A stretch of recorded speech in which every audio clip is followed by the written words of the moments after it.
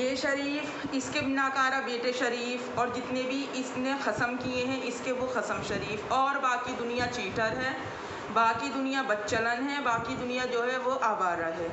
इस औरत को ये भी फ़र्क नहीं पड़ रहा मैं किसकी बात कर रही हूँ, चमकीली खाला की, कि आज अपने ब्लॉग में आकर मैं कुछ और बोलती हूँ, कल अपने ब्लॉग में आकर कुछ और बोलती थी। जब उस आदमी के साथ थी तो तब ये इंसानों को जीने नहीं देती थी। हर दूसरे इंसान से इनका ये सवाल था कि मेरे ख़सम को तू रख ले, मेरा ख़सम इतना अच्छा है तू रख ले। अब मैं यही बात जानना चाहती हूँ कि वो इतना अच्छा ख़सम इतना बुरा कैसे हो गया? 15 लाख का झोल हुआ, 16 लाख का झोल हुआ, क्या अभी तक भी इतनी पब्लिक ने इनसे सबूत मांगे हैं, इन्होंने अपनी किसी बात का सबूत दिया है? तो फिर जो चीज़ ये पब्लिक के ऊपर अलाउ कर रही है, जो चीज़ ये रेहाना खान बॉस के ऊपर अलाउ कर रही है, वो चीज़ इनके ऊपर भी अलाउ होती है। अस्सलामुअलैकुम वरहमतुल्लाहि वबरकातुहू। मैं हूँ आपकी मेज़बान नाजिश खान और आप देख रहे हैं आपका अपना चैनल नूर रिएक्शन ब्लॉग। जैसे कि मैंने अभी चमकीली खाला का जो है वो ब्लॉग देखा है, जिसमें कि हमारी चमकीली खाला काफ़ी फुदक रही हैं।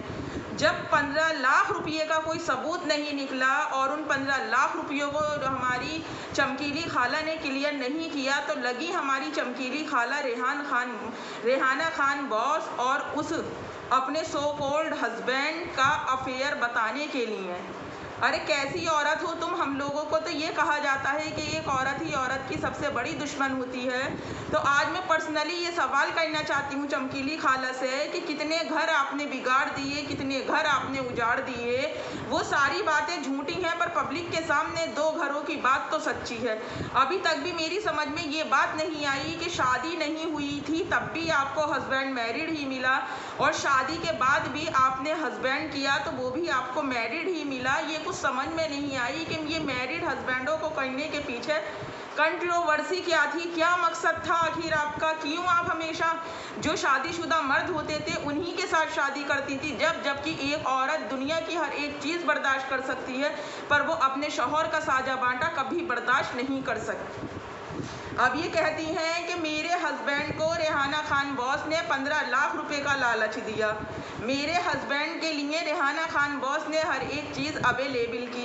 जैसा कि अभी कुछ दिनों पहले आप लोगों ने सुना भी होगा कि जब से रेहाना खान बॉस सम्मो 114 से मिलने के लिए बेंगलोर पहुंची, तब से इनकी सोचने समझने की सलाहियत ख़त्म हो गई। इन्होंने सोचा ऐसा ना हो कि 2 मेरे दुश्मन और जो काफ़ी रसूख वाले हैं, जो अपने आप में एक पावर रखते हैं, ऐसा ना हो कि मिलकर मेरी पूरी तरह से बैंड बजा दें।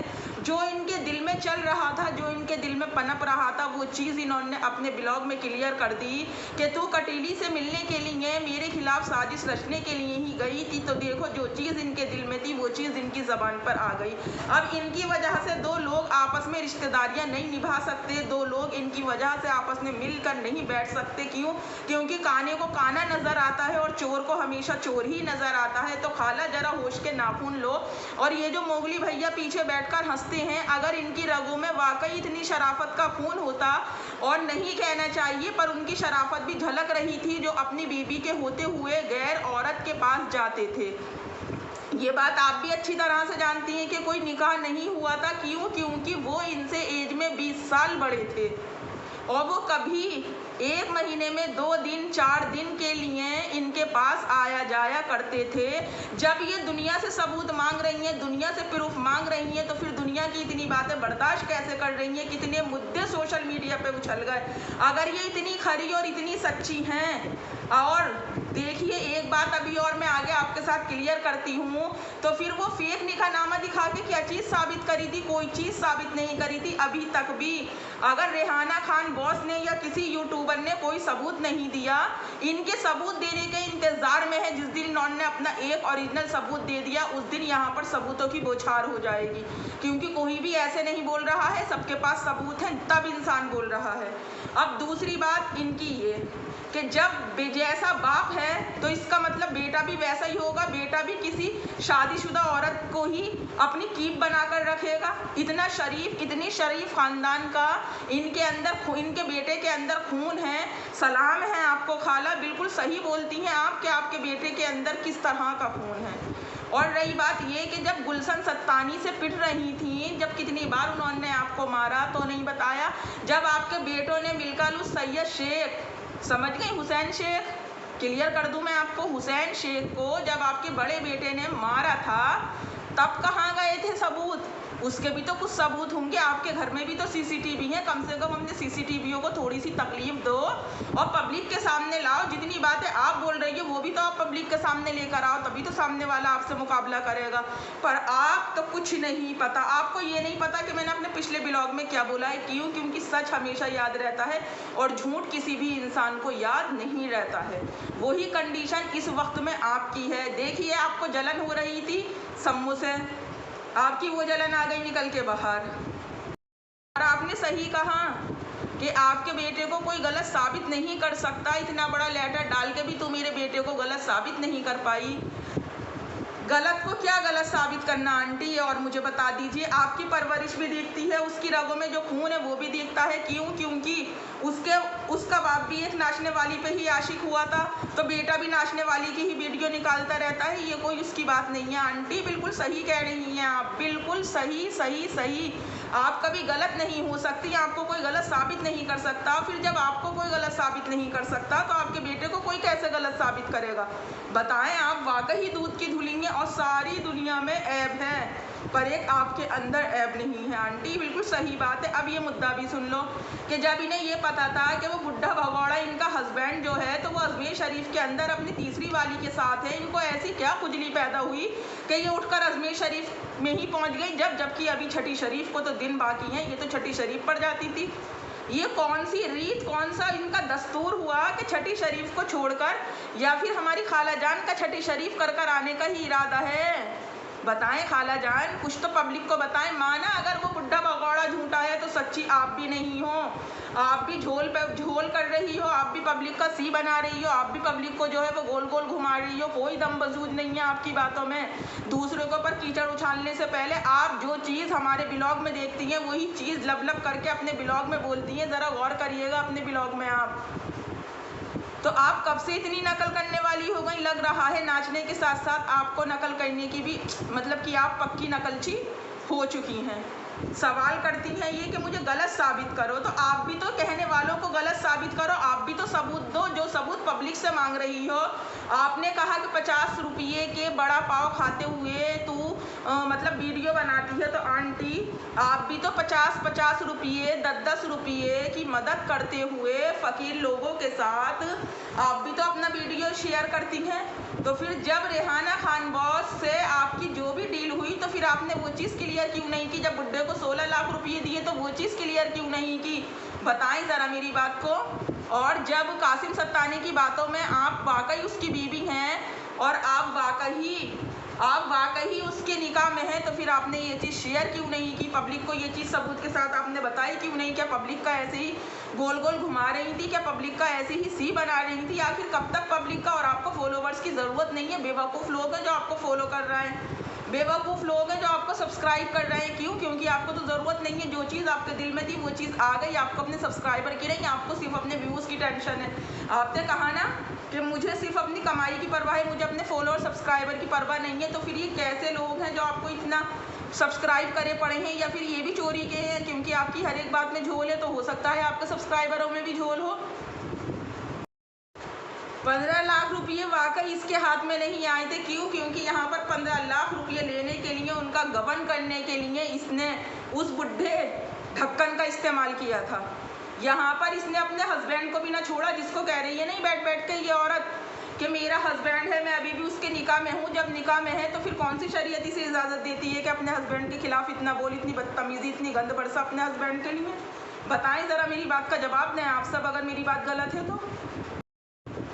वो 15 लाख रुपये लेकर फिर जिस इंसान से लिए हैं उसी इंसान से सबूत मांग रही हो, तो कम से कम अपने 16 लाख देकर भी तो सबूत दे दो। कम से कम उन 16 लाख की भी तो दास्तान बता दो, उनकी भी तो कोई कागज़ लिखा हुआ होगा, उनकी भी तो कोई वीडियो क्लिप निकाली होगी। या जो इंसान, आपने कहा मेरी सहेली, जो इंसान जिसकी असलियत आपके सामने बहुत जल्द खुल गई थी, जो इंसान ने 15 लाख का झोल कर दिया, ठीक, 15 लाख का देनदार हुआ वो इंसान, फिर 16 लाख आपने दिए, 16 लाख का देनदार हुआ, तो इसका मतलब अब उस इंसान को 31 लाख रुपये का कर्जा देना पड़ेगा। अरे थोड़ी सी हया खा लो, खाया खा लो, इस दुनिया में नहीं रहोगी, अल्लाह के घर जाके भी मुंह दिखाना है। एक तरफ तो 16 लाख कहती हो और एक तरफ 15 लाख कहती हो, 31 लाख रुपये का फ्रॉड करती हो। और ये बात जब आप बड़े पीर साहब के आस्थाने पे गई थी, मैंने अपने ब्लॉग में कितनी रिक्वेस्ट की थी कि एक बार जिन लोगों के नाम के चाहने का दम भरती हो, जिन लोगों की आशिक बनती हो, जिन लोगों की इज्जत एहतराम का दावा भरती हो, तो कम से कम उनके सामने उनके आस्थाने पर खड़े होकर, इसका मतलब उनके आस्थाने पर खड़े होकर आप कसम नहीं खा सकती, पर कुरान की झूठी कसम लाजमन खा सकती हैं। जो औरत कुरान पढ़ी नहीं, जो कुरान को हदिया ही सिर्फ इसलिए किया गया था कि हमें इसकी कसम खानी है, बुढ़ा माना झूठा है, पर 100 बातों में 50 बातें बुढ़े की भी सच्ची हैं। क्यों? क्योंकि 3 साल आपके साथ लगाए हैं उस बुढ़े ने। पर सच बता रही हूँ, आपके दिमाग को दाद देनी पड़ेगी। 8 महीने बाद भी आप पब्लिक के सामने लेकर आई तो अपना वही चिट्ठा लेकर आई जो कि था। कोई भी नई बात आप पब्लिक के सामने नहीं लेकर आई, कोई भी नई बात पब्लिक को नहीं बताई गई, कोई भी सबूत पब्लिक को नहीं दिखाया गया। कमेंट्स देखे थे अपने उस वीडियो पे जो आपने इंस्टा पर शेयर की थी, आप कहती हैं पब्लिक आपसे प्यार करती है। तौबा तौबा तौबा तौबा।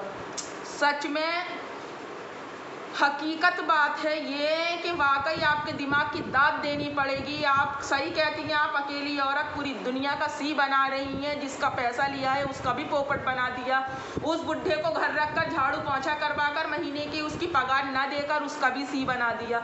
आज आपको दिखता है कि वो 33 साल अपनी बीवी के साथ रहा, उसका नहीं हुआ। जब वो निकाह के लिए आ रहा था, जब ट्रेन में उसे अपना फ़ोन नंबर पास कर रही थी, जब उससे बात करने की ख्वाहिश रख रही थी, तब आपने ये नहीं देखा कि 33 साल की शादी को छोड़कर जो इंसान मेरे पास आ सकता है, तो मेरी तो कॉन्टैक्ट मैरिड थी, ये कभी भी छोड़कर जा सकता है। सोची नहीं। और ये मेहंदी लगी किसके नाम की है? जब वो हस्बैंड ही नहीं मान रही तो फिर खाली उसको निकाह में होने का दावा कर रही हो। और ये मंगलसूत्र किसके नाम का पहना जा रहा है? आज उसकी फैमिली को घसीट कर लाती हो, उस फैमिली को घसीट कर लाती हो जिसमें कि उसका कोई झोल नहीं था, या फिर था भी तो 3 महीने बाद जब इस बुढ़े की सारी असलियत सामने आ गई थी तो फिर तुमने इससे रिश्ता क्यों रखा? क्यों फिर तुमने सोशल मीडिया पर नहीं लेकर आई? तब तो इसकी बगल में बैठकर बड़ी रील वीडियो बनाया करती थी। या फिर जो सुनने में आया था कि ये खाली कॉन्टैक्ट मैरिड रील और वीडियो बनाने के लिए हुई थी, लगता है 100% सच बात है वो। अब मुझे यकीन है कि वो बात सच है। सबके नाम के पर्चे फाड़ती हो, सबसे सबूत मांगती हो, ज़रा अपने भी तो कुछ सबूत दे दो। कितने पब्लिक ने सवाल उठा दिए, कितने पब्लिक ने आपसे जवाब चाह, कम से कम अपने भी तो सबूत दे दो। या अपना कोई सबूत नहीं है आपके पास। और हाँ, ये बताना ज़रूर कितना शरीफ खून है आपके बेटे की रगों में। सोच तो लेना, ना बताना, सोच तो लेना तन्हाई में लेट कर कि कितना शरीफ खून है मेरे बेटे की रगों में। आई बड़ी के शरीफ खून है। अब मैं अपनी वीडियो का यहीं पर ही अपने ब्लॉग का एंड करती हूँ। पसंद आए तो लाइक, नहीं पसंद आए तो डिसलाइक, पर चैनल को सब्सक्राइब करके बेल आइकन प्रेस करना हरगिज़ ना भूलें।